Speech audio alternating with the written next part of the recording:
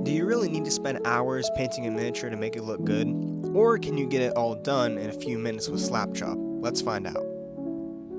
First, I put together some Kroot Kill Team. This is going to be the canvas for the experiment.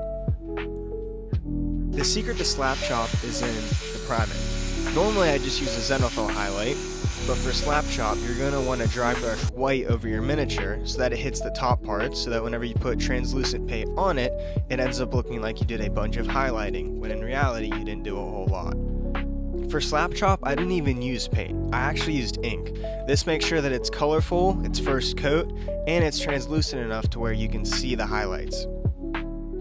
This painting technique was really fun because you can see it all come together almost instantly rather than having to wait forever to see results that actually look good when I'm normally painting.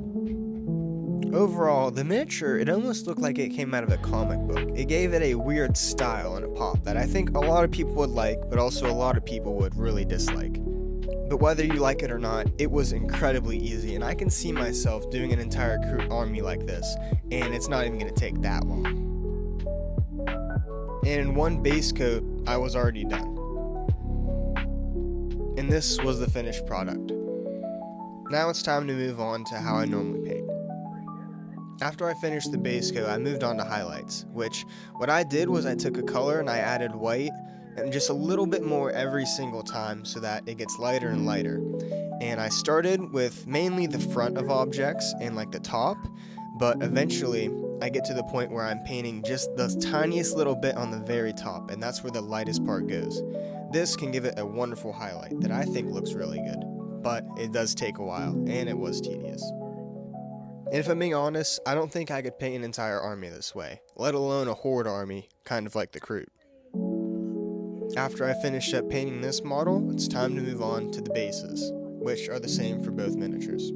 I started by placing a grass tuft, and this was a new technique that I haven't used that I thought turned out really well. Then I used some technical, which what this does is when you cover the base in it, in kind of a thick paste I would say, it dries so fast that it cracks. This makes it look just like your guys coming right out of a desert scene, and I thought this turned out wonderfully. This was the guy that I did with Slapchop. I painted these next two like I normally do, and it took a long time, but I think they turned out pretty well. But let me know in the comments what you think looked better, the first or second model, and if I even did this right. I hope you guys have a great day, and I hope this inspired you.